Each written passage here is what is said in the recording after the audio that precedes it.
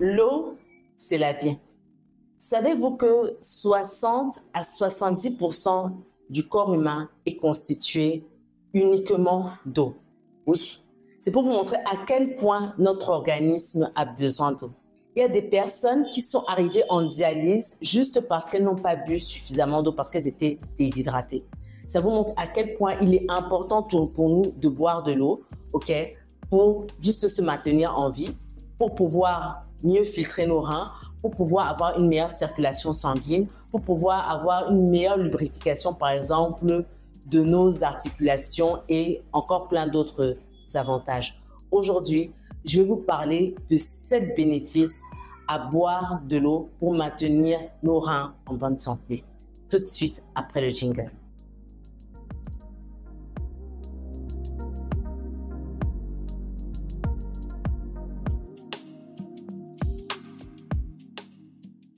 Nous avons besoin d'eau, premièrement, pour éliminer les déchets de nos organismes, et ça se fait via les reins. Nous avons besoin d'eau pour avoir suffisamment de liquide, c'est-à-dire maintenir un certain niveau d'homéostasie dans nos vaisseaux, dans notre organisme, pour assurer une meilleure circulation sanguine afin que voilà, le sang atteigne nos différents organes et puisse distribuer normalement de l'oxygène.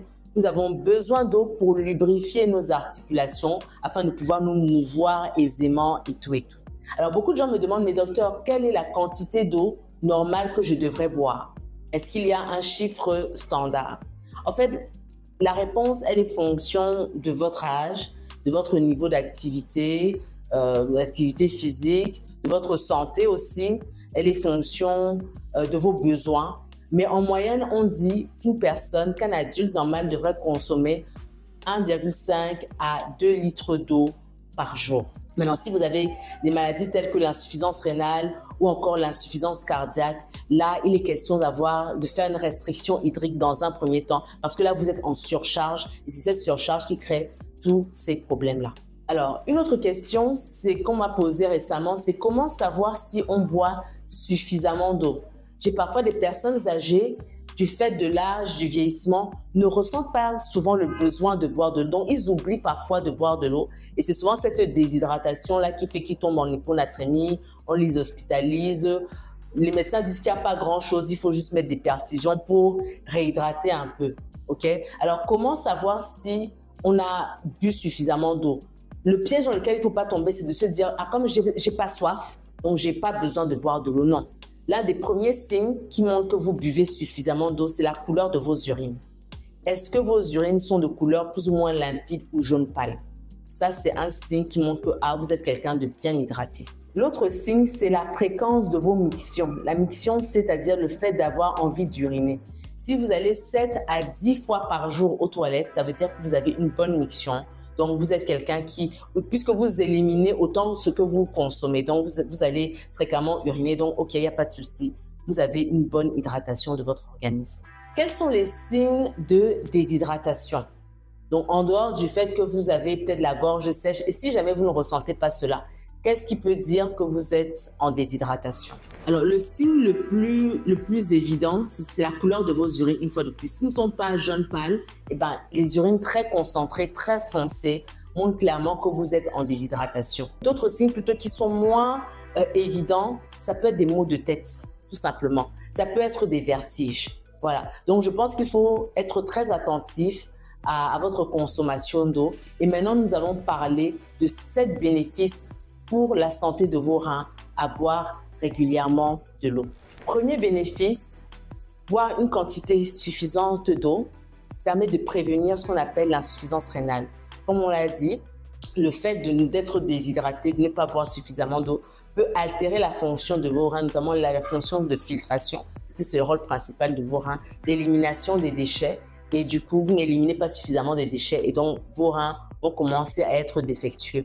Insuffisance rénale. Et dans un cadre, dans un niveau extrême de sévérité, on peut même aller jusqu'à la dialyse. Deuxième bénéfice, c'est la prévention des calculs rénaux. Est-ce que vous savez ce que c'est que des calculs rénaux?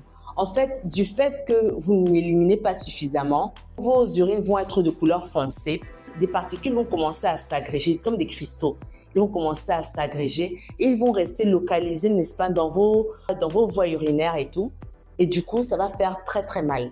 C'est ça qu'on appelle calculs rénaux ou encore lithiase rénale. Ce sont des personnes souvent qui ont vraiment hyper mal, notamment au niveau des flancs, puisque c'est là que sont situés les reins.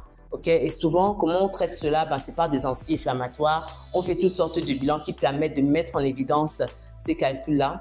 Et parfois, on va jusqu'à aller de manière endoscopique pour détruire carrément ces calculs rénaux. C'est ce qu'on appelle la lithotripsie. Donc, pour éviter au mieux ce genre de problème, buvez suffisamment d'eau pour éliminer aussi et ne pas avoir de soucis. Alors, le fait de boire suffisamment d'eau va éviter que vous ayez ce qu'on appelle l'hypotension artérielle. Voilà, parce que vous vous imaginez bien que boire suffisamment d'eau permet de garder une bonne quantité de liquide dans vos vaisseaux, de favoriser une bonne circulation vasculaire, ok? Et si vous n'en avez pas suffisamment, la pression dans les vaisseaux va diminuer. C'est ce qu'on appelle l'hypotension artérielle qui peut se manifester par des symptômes, notamment une fatigue, ça peut même aller jusqu'à des malaises de type perte de connaissance, etc. Donc, il est important de boire de l'eau pour préserver aussi la quantité de liquide dans vos vaisseaux. Quatrième bénéfice à boire suffisamment d'eau, c'est que ça va permettre donc à maintenir, comme on l'a dit tout de suite, une bonne circulation sanguine et de ce fait, permettre au sang d'aller distribuer de l'oxygène à tous les organes. Donc, ça va favoriser une circulation sanguine optimale pour nourrir nos différents organes en oxygène. Alors, cinquième bénéfice à boire suffisamment d'eau, c'est que ça permet de lutter tout simplement contre la constipation.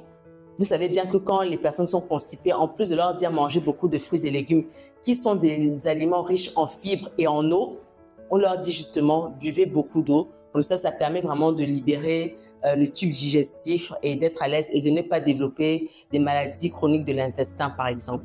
Alors, boire suffisamment d'eau, sixième bénéfice, favorise la perte de poids.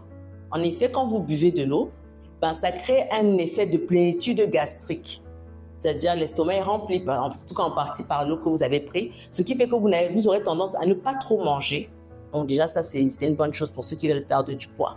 Que vous avez tendance à ne pas trop manger. Et l'autre point important, c'est que l'eau n'a aucune calorie. Donc au lieu de boire, de remplir vos organismes de boissons sucrées, d'alcool, etc.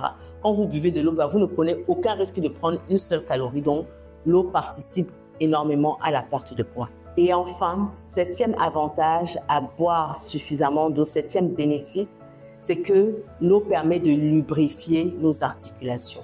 En effet, le cartilage qui soutient l'articulation, qui permet de maintenir le contact entre deux os qui font l'articulation, ce cartilage est constitué de 80% d'eau.